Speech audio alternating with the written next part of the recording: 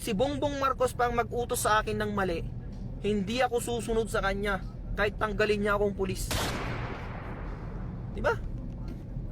Ba't ako susunod sa kanya? Sino ba siya? Siya ba ang boss ko? Hindi ko siya boss. Ang boss ko, yung nagpapasahod sa akin. Sino bang nagpapasahod sa akin? Mga Pilipino. Diba? Mga Pilipino ang nagpapasahod sa akin. Ba't ako susunod sa presidente? Ano ba siya? Presidente lang siya. Diba? Ako, pulis ako. Pwede ko siyang arestuhin pagka wala siya sa serbisyo. Pagka wala siya sa pwesto niya. Alam mo yung tinatawag na self-respect or anong tawag dun? Dignity. Alam mo yung dignity ng isang empleyado? Dapat hindi mo inaapakan yun. Hindi porke mas mababa sa'yo, aapak-apakan mo na lang yung dignidad niya. Hindi po pwede yan kahit ikaw pa yung presidente ng Pilipinas. Kahit ikaw pa yung pinakamayamang tao sa buong mundo. Hindi mo pwedeng apak-apakan yung dignidad ko bilang tao. Tandaan mo yan. Kahit sino ka pa. Diba? Kahit sino ka pang tao kang yan. Kung inapak-apakan mo yung dignidad ko, magkamatayan na tayo. Diba? Ikaw kayo yung ganya-ganyanin ko. Ikaw kayo yung kupal-kupalin ko kung anong mararamdaman mo. Diba? Try mo din kayang maging biktima ng kakupalan. Tingnan natin, baka iyak ka na lang dyan sa gilid. Di mo kasi alam. Di nyo kasi alam kasi nasa mataas kayong posisyon. Di nyo alam yung nararamdaman ng isang mababang tao lang. Na kapag kinupal-kupal mo, walang magagawa kundi tatahimik lang. Diba? Kasi alam niya sa sarili niya na walang laban sa'yo.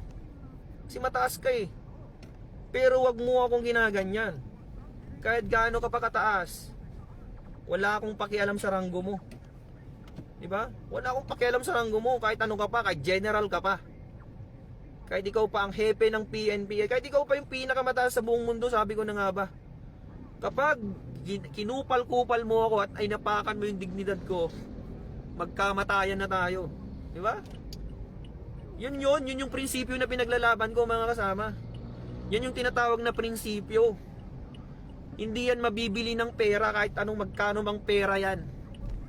Tandaan nyo lagi na yung prinsipyo lang yung kaya mong ipaglaban sa buong buhay mo. Kahit wala ka ng pera, kahit wala ka ng kung ano-ano man yan, kahit anong meron ka, na winala ng mga tao, prinsipyo lang yung matitira sa'yo. Tandaan nyo yan. Dignidad lang matitira sa'yo.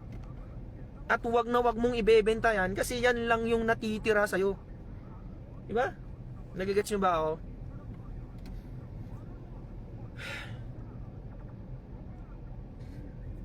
Wag na wag kayong papayag na yung dignidad mo bilang tao inaapakan lang ng kahit sino dyan. Putik, tao ka, may dignidad ka, may prinsipyo ka. Hindi pwedeng apak-apakan ka ng kahit sino. Bilang tao, pagkapanganak mo pa lang sa mundo, meron ka ng karapatang mabuhay. Meron ka ng karapatang irespeto ng kapwa mo tao. At hindi yun mawawala. At hindi pwedeng bilhin ng kahit magkano yun. At hindi pwedeng mapapalitan ng kahit magkano yun, mga kasama. Lagi nyong tatandaan yan. Lagi nyong tatandaan yan. Yun na lang yung nagpapatibay sa'yo bilang tao. Yung prinsipyo mo eh. Kung wala ka ng prinsipyo sa mundo, kung wala kang prinsipyo sa buhay, anong tawag sa'yo? Di ba? Kung wala kang prinsipyo sa buhay mo, anong tawag sa'yo? Isa kang robot, di ba? Kung wala kang prinsipyo, isa kang robot, isa kang utusan, isa kang aso. Kasi yung aso, walang prinsipyo yung aso eh. Kung saan may pagkain, dun siya, di ba? Ganun ang aso. Kung alukin mo ng pagkain yung aso, dun siya pupunta kahit hindi niya amo.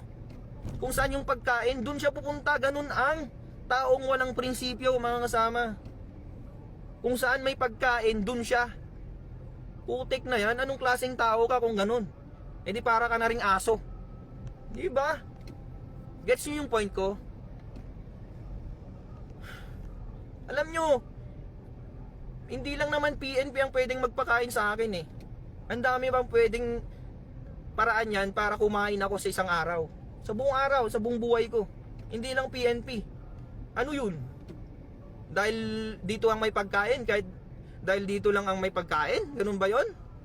Sa PNP lang bang may pera? Putik. Ang daming pwedeng pagkakitaan dyan kung pera lang ang dahilan kung bakit tayo nagpulis. Di ba? Nagpulis tayo hindi dahil lang sa pera. Tandaan niyo yan. Nung nag-a-apply tayo ng pulis, ang dami nating pinagdaanan, ang dami nating pagsubok para lang makapasok. Di ba? Tapos ngayon na may pagsubok sa atin, ibebenta nyo yung prinsipyo nyo. Ibebenta nyo yung prinsipyo nyo para lang sa sahod. Magkano ba sinasahod natin? Sa aming mga patrolman, 29,000 lang mga kasama. 29,000 lang. Aanhin mo yung 29,000 kung ang kapalit nun. Anong kapalit nun? Prinsipyo mo. Ipagpapalit mo yung prinsipyo mo sa kakarampot na 29,000. Puta. Diba? Mas marami pa yung sahod ko nung nasa call center ako. Mas malaki pa yung sahod nung nasa call center ako kaysa yung nasa pulis na ako. Pero dahil may prinsipyo akong pinaglalaban, nagpulis pa rin ako. Kasi gusto ko nasa tama lahat, nasa ayos lahat. Gusto ko nasa ayos lahat ng mga bagay sa Pilipinas. Diba? Kaya tayo nagpulis kasi gusto natin maayos. Pero ngayon, dahil hindi na maayos yung mga bagay-bagay, hindi na po pwede. Alangan naman na magpupulis ka pa kung hindi na maayos. Anong kwenta mong pulis ka dyan kung hindi mo na maayos yung problema sa bansa? Diba? Alangan naman na magbulag-bulagan ka na lang dyan para lang sa 29,000? Anong kwenta mong pulis, diba?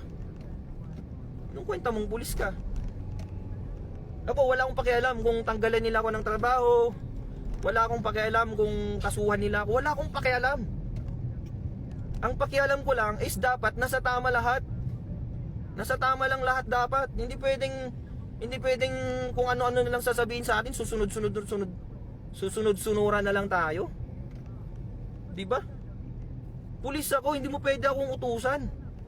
Patrolman lang ako, pero hindi mo ko pwedeng utusan ng mali. Kahit sino ka pa.